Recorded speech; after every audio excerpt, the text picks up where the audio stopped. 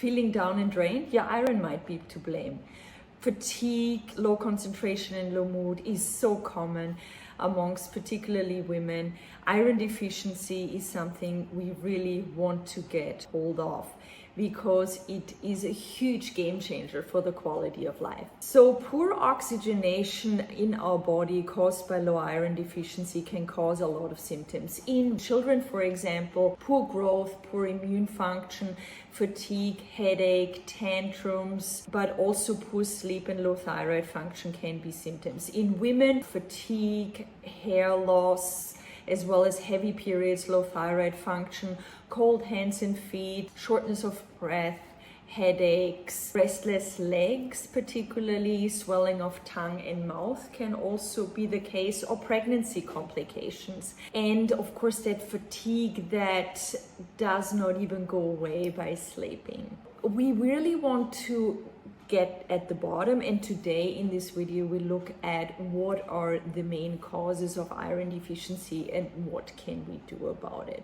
But let's first dive into how do you even determine that you have iron deficiency. So you want to get a blood test, the hematology, the iron studies via a GP, and we want to really look into the different markers of iron, the transferrin saturation, as well as the ferritin. So the transferrin is really the iron transporter in your body. It's the taxi that is driving around the iron passengers, so to say. So it really reflects how much iron your body needs. Optimal transferrin levels should be in women and in children around 2 to 2.5 millimole per liters. Then we have the transferrin saturation in percentage.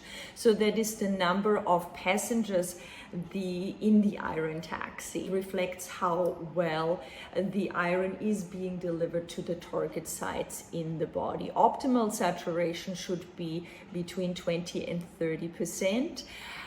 If a transferrin saturation is at 15% or below, we will see symptoms of iron deficiency very often. Ferritin is really reflecting the iron storage in your liver. So it's the reserves, the reservoir.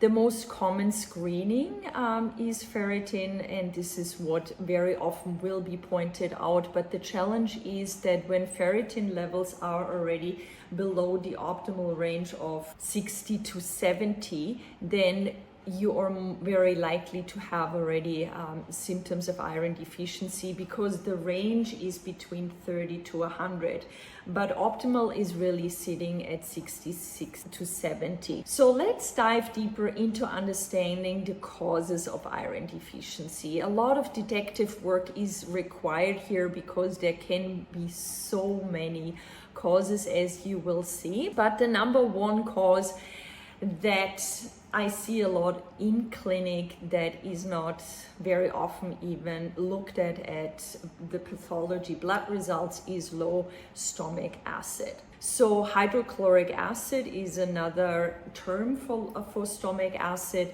And when hydrochloric acid becomes deficient, then we have a challenging time to digest protein and getting the iron out of the protein and basically absorbing it, as well as B12 and zinc in particular can also be compromised at the same time when hydrochloric acid is a challenge. Of course, we can test it in a blood test. We want to sit at a range of 27 to 28 when we measure the bicarbonate levels in the blood, and that can be found under the biochemistry section of your blood panel. When it is below the 27 to 28, you know that your protein digestion and your iron absorption can therefore be compromised.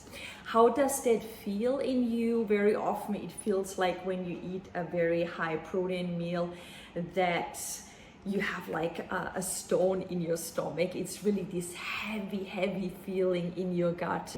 You can also feel like in the morning your appetite is very low. The other symptom that can emerge is that you burp very often, particularly in the morning, and you haven't had even any food or any water, but also a lot of gas and bloating can be presented. So basically, low stomach acid really impacts your entire digestion, both upwards, so into the esophagus, but also downwards into the small and large intestine. So without adequate hydrochloric acid or stomach acid, it is basically difficult to maintain optimal iron levels.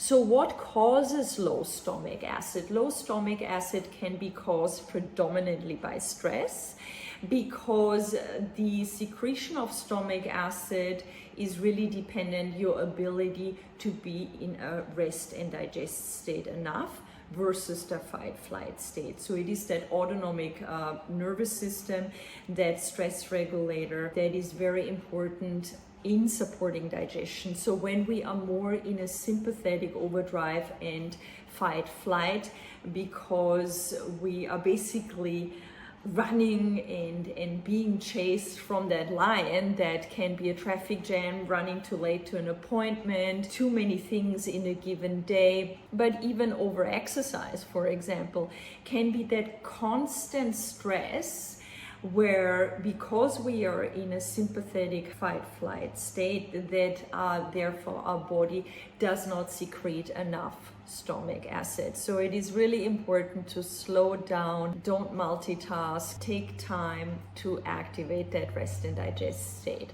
Then the second is really important, that with your GP and healthcare practitioner that you work with, always investigate if there is H. pylori present, which can be tested via a breath test.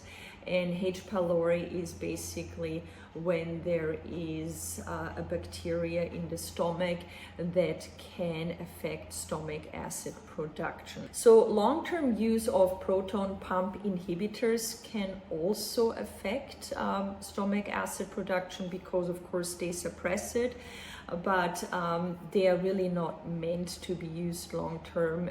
If an alternative treatment can be provided, and particularly also when the root cause of the stomach acid irregularity is resolved and determined. Then we also have to look at zinc, B1 and vitamin B6 deficiency. So people who have pyrrole have zinc and B6 levels low, very often long term, and that can also affect stomach acid production, because they are very important for that. B1 levels, B1 deficiency in people who drink alcohol often, say daily, that can also affect stomach acid production, of course. Being vegan or vegetarian long term can have an impact, because zinc is mostly predominant in animal sourced food, and that can then have an impact, because zinc is a vital mineral, the most important, we can say, for stomach acid. So if there is not enough animal protein in the diet, then it can really downregulate the body's need of stomach acid, and that can overall produce then a challenge of protein digestion overall, even when it comes from just plant sources. Self-prescribed zinc supplementation can also affect iron absorption. What is very important to really regulate that stomach acid is get a blood test with your GP, check the biochemistry, see if your level are at 27, 28. If they are consistently at 26 or lower, then it is important to check what your iron levels and protein levels are doing, because they are very likely to be low as well. So if you have low stomach acid, I highly recommend you eat plenty of high quality animal products that are sourced from very high quality livestock. Also eat organ meats once or twice a week. You can get your butcher to do 20% of your mince, for example, as liver and mince it together with the beef mince. That is easily to integrate for you or your children. You can also do beef spleen capsules or beef liver capsules that you can either orally take or integrate them in your foods or smoothies. They are the highest sources of iron.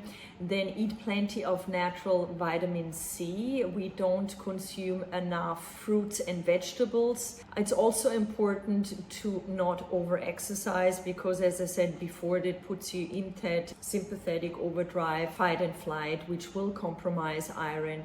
What is also important, eat slowly and chew every bite 20 times. That will really help with activating that rest and digest state and producing enough stomach acid. What you can also do with helping stomach acid production is have a teaspoon or a tablespoon of apple cider vinegar in a little bit of water and have that before your main meals.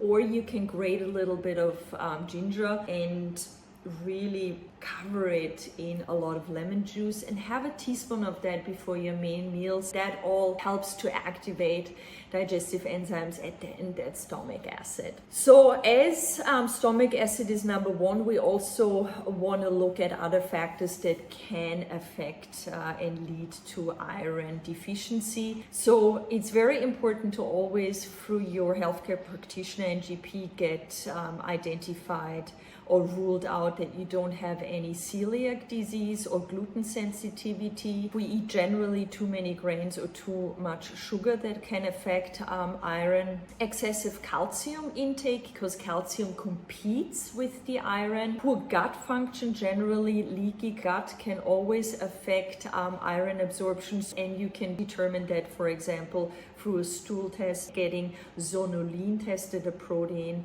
that is released through the gut lining.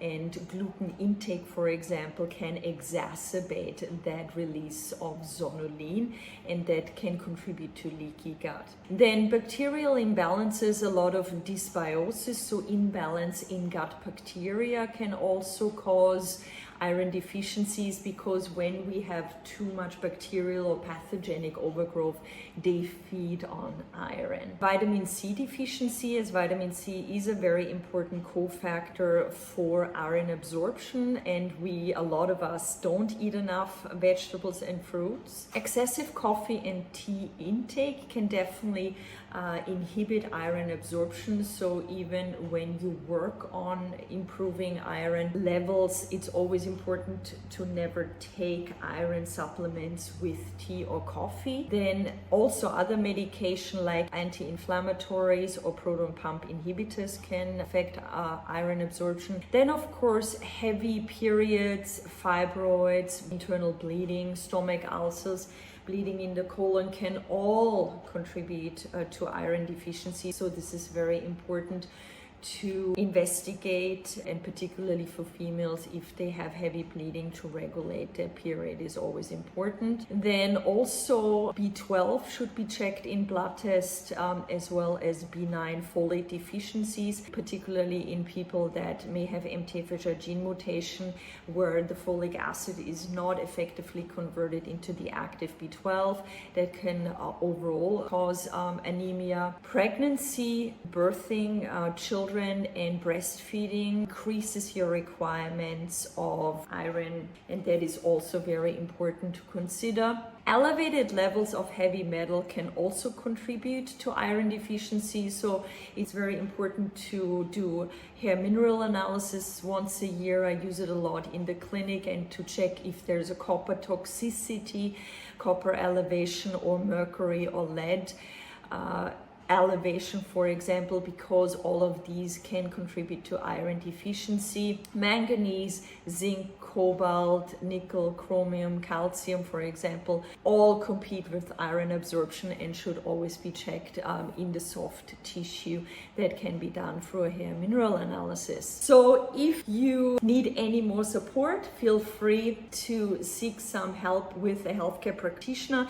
It's really important to dive into the root cause of your iron deficiency, and then you can treat it. Thanks for checking in and listening. I'm Dr. Verena, PhD in Nutritional Sciences, neurotraining kinesiologist, author, speaker, and retreat facilitator.